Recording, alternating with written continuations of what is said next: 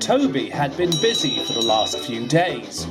Paleontologists and sightseers had come to Sodor to explore fossils high in the hills.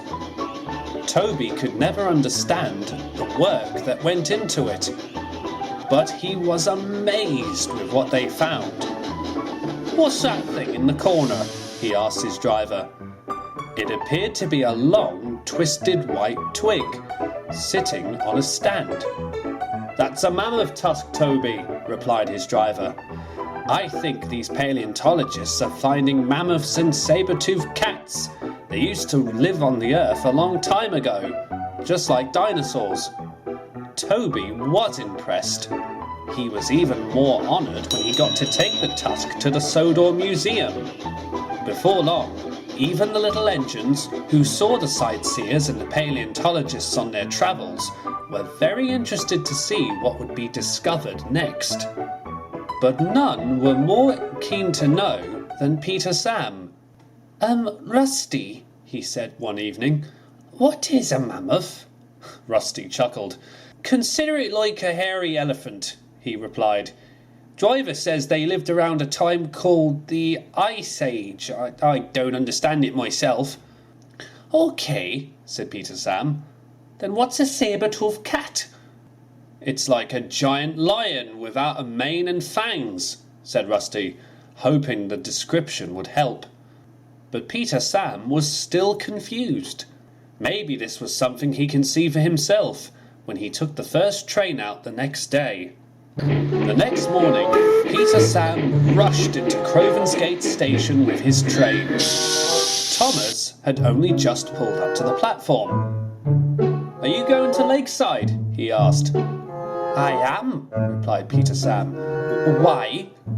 "I'd be careful if I were you," Thomas warned. "There's something big walking about."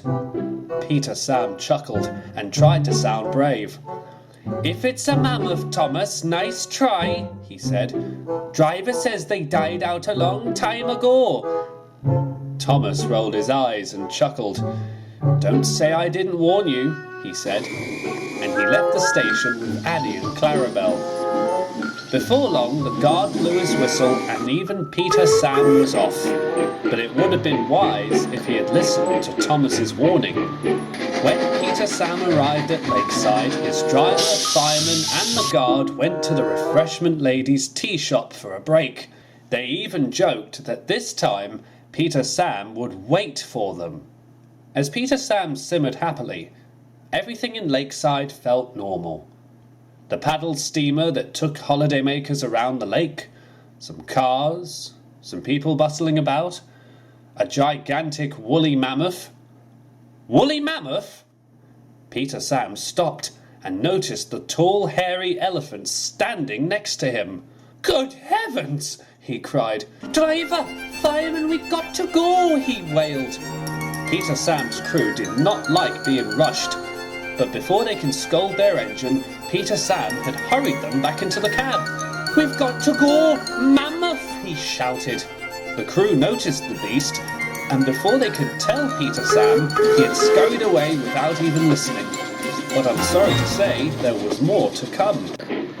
Peter Sam pulled into the transfer yards. He was feeling very shaken up, but there was worse to come. He looked up at a flatbed, which was meant for James to take away. On it was a large, ferocious, orange-coloured cat with huge fangs. Peter Sam remembered what Rusty had said and was horrified. Even more so, Mr. Percival, the Thing controller, was examining it. "Sir, get away from the saber-tooth cat!" Peter Sam shouted.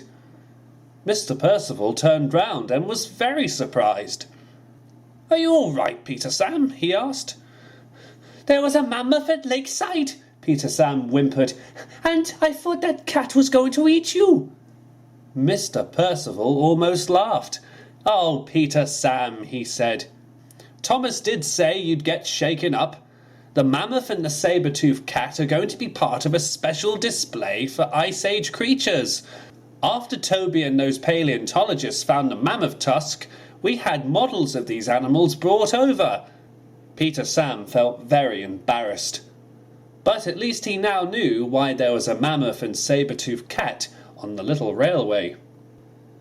That evening, Sir Handel couldn't resist a tease. "You never learn, do you, Peter Sam?" he chuckled.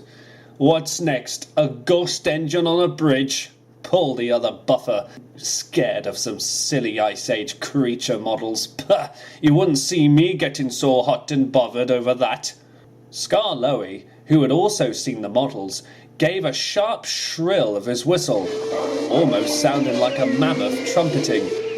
"Horrors!" wailed Sir Handel, and he hurried out of the yard without a word. "Ho-ho-ho!" chuckled Peter Sam. "Who's afraid of Ice Age creatures now, Sir Handel?"